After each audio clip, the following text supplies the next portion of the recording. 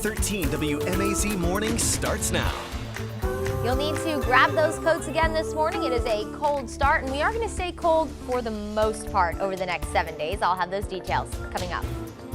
Well, parents hear from Monroe County leaders as one school employee faces a child sexual exploitation charge. The timeline of the investigation and what authorities encourage as they continue to look into the case. 2 men now in the hospital fighting for their lives after a shooting in Macon. How you can help investigators as they try to find out who's responsible. Well, good Tuesday morning. You're taking a live look over a beautiful downtown Macon. The time is now 6:31 a.m. on this January the 4th. Thank you so much for continuing to stay with us. I'm Wanya Reese. Stepping out the door this morning, you are going to notice a difference compared to yesterday morning with the temperature. I mean, it's basically at this point, it's below freezing, Courtney. Oh, yeah, it is. It's very, very cold out there.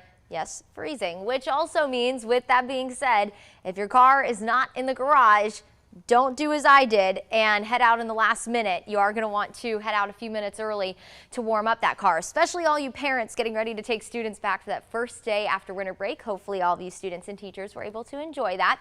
31 right now in the city of Macon, feeling a lot like winter out there for the start of the day. Finally, it had been a while for us here in central Georgia since we've had some seasonable air. 32 in Gordon, 31 in Warner Robins, 32 in Cochran. We're at 33 in Montezuma and in Unadilla, and 30 up in Monticello. So coats, hats, scarves, gloves, all of it, probably a good idea, especially if you're going to have to stand outside and wait for the bus.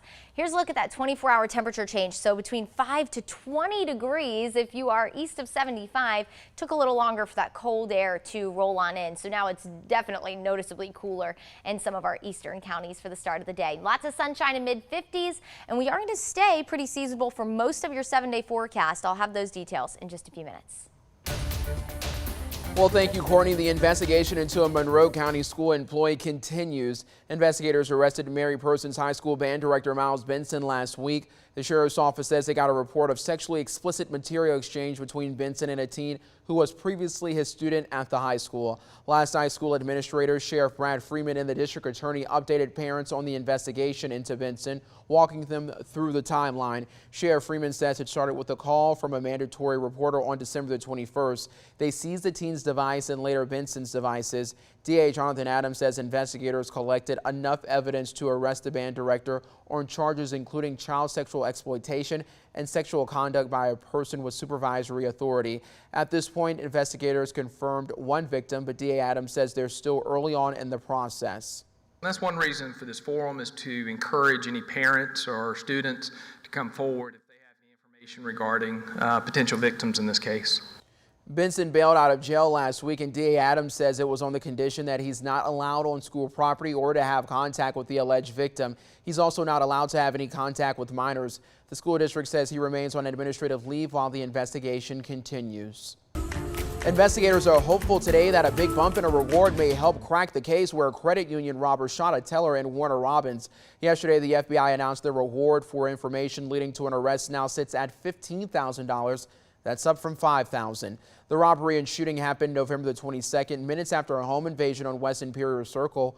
Warner Robins Police Chief John Wagner says a man fitting the same description as the reported home invader walked into the Robins Financial Credit Union on North Houston Road and demanded money. As he tried to jump the counter, the gun went off, hitting a teller.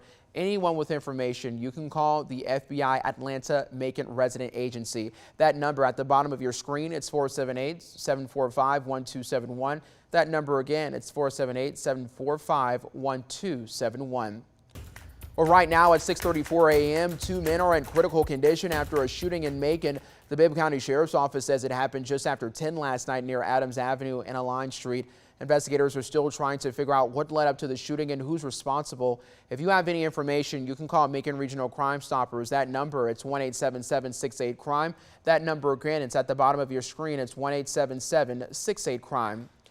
Now let's go ahead and talk about some state news. A 5-year-old in DeKalb County is dead after a tree fell on a home. It happened in Decatur yesterday morning, killing Zachary Jackson. Now fire officials say they were able to rescue his mom. Heavy rain over the weekend left the ground very saturated and there was a wind advisory in effect, but investigators are still looking into what caused the tree to fall. A federal magistrate judge recommends not tossing out the case against Clayton County Sheriff Victor Hill. A federal indictment against the currently suspended sheriff says he violated the civil rights of 5 people being held at the county jail.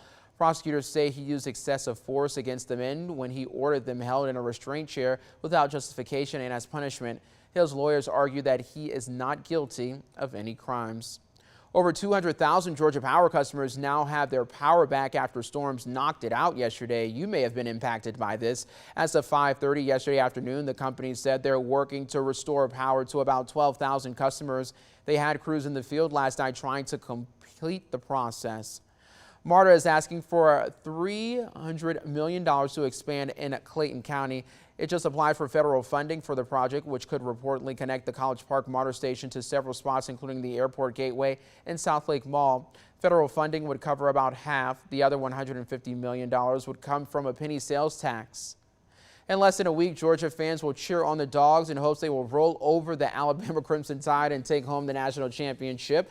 And one airline hopes to make it easier for fans to get to Indianapolis. The city's airport authority said Delta is adding one-time air service to Indianapolis from Birmingham, Huntsville, and Savannah for the championship game. The nonstop flights will take off this Saturday and return home next Tuesday, the 11th. That's the day after the title game. Fingers crossed. I know I will definitely be staying up to watch that game. Now to the latest in COVID-19 news. Starting today, students in Atlanta public schools will learn remotely. The district announced over the weekend that it will do virtual learning this week. It says the decision came after further review of district and community COVID-19 data. The district plans for students to return in person next Monday, the 10th. And students and staff in a couple Central Georgia school districts will need to pack their masks today as well as they return from winter break. Today, Dublin City Schools' temporary mask mandate goes into effect as kids head back to class. The school system says the South Central Health District pushed for the mandate in school settings following the recent surge in COVID-19 cases in Lawrence County and statewide. The order for students and staff will continue until the board revisits it on February the 7th or when the testing positive test rate for the area returns to under 5%. Dublin County schools will also enforce a mask requirement as classes pick back up. The district says it's because of significant increases in COVID-19 outbreaks during the holiday season. All students, staff, and faculty must mask up on buses and in schools. Students come back from holiday break on today. The Baldwin County school system will also require students, staff, and visitors to wear face masks inside and on school buses. No matter your vaccination status, kids return tomorrow. Well, at times now 6:38 a.m. A lot of kids all throughout Central Georgia, they are returning now for their final semester before they head out for summer break. And it is definitely going to be a cold start. That's right. It's going to feel a lot like what winter break should have felt like for them. You know, it was very warm for their winter break. And so hopefully they were able to still enjoy it. But know that you're going to need the coat because I know you had yours on this morning, right? The heavy one, Courtney. Yes, yes. The heavy coat. You probably want the hat. I know personally I regretted not bringing my gloves with me because my steering wheel was so cold to start the day. And it is because we're in the low 30s for the start of the morning. So all of you students getting ready to head out to the bus stop and, of course, stand and wait for the bus. There's nothing like standing still in the cold. It kind of makes it a little worse. And then by noon, we'll be in the mid 40s, and to send you home, we'll head into the mid 50s for the day today. Lots of sunshine overall. It'll be a really beautiful and seasonable day, and just have to get through the cold start to your morning. You're looking live on top of the fairgrounds in Perry. Plenty of people out and about. Definitely seeing more semi trucks. I saw a lot of them parked on the side of the highway yesterday because of all of that wind. Probably smart that they did so. That wind was just ruthless yesterday. Thankfully this morning now starting to calm down. Some spots like here in Perry still with a little bit of a light breeze, so it does feel more like 25 degrees, but we're at 31 in the city of Perry to kick off the day.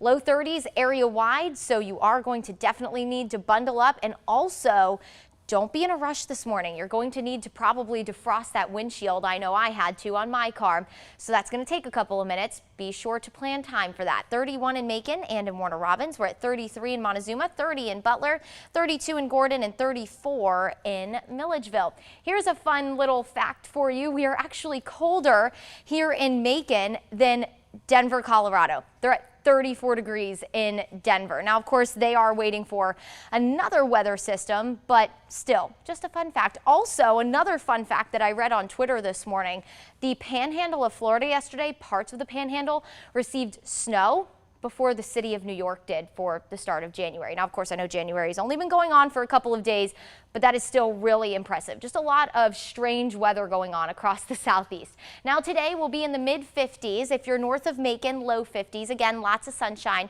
It's going to take a little while to get there though. We are definitely going to put the sunshine to work today to warm up that ground. We'll stay in the upper 30s through around 9, and then we'll finally budge into the 40s as we head towards 11 o'clock. So you are going to need to keep those coats with you for a good bit of the day. And really, of course, you're probably going to have a long sleeve on underneath those coats, and that's a good idea as it is going to stay chilly all day long. Now, it will stay dry today. Story changes for your Tuesday. We'll have a disturbance roll off the Atlantic coast, and that's going to offer us maybe a few showers, primarily if you are east of 75 for the day tomorrow, starting in the morning and going into the afternoon hours. I do think the models are being a little aggressive with how widespread our rain chance will be. I have us at a 10% chance for rain. Either way, it'd be chilly, light showers, just very spotty showers for the day tomorrow. That's all going to be out ahead of our cold front that is going to bring winter weather. Yes, that purple color is snow, bringing more snow to parts of the Tennessee Valley, also parts of North Georgia. Unfortunately, we just get a chilly rain. We always miss it by this much. Either way, expect cold rain to roll in late Thursday evening, clearing by Friday. We will be cold Friday morning. In fact, 20s Friday morning. So you're going to just need to keep those coats tucked away with you. And really, you'll need them for most of the mornings this week. Now, Sunday is our brief warm up. I'm going to show you on the 7-day. It's going to be out ahead of a cold front that will cool us back down as we head into the start of next week. Either way, mid 50s to low 60s as we head through the middle of the week. Cold front brings rain Thursday night. Will be very cold Friday. Highs only in the upper 40s. Will be near 70 on Sunday. And then that cold front rolls in Sunday night into Monday, which will cool us down by next week.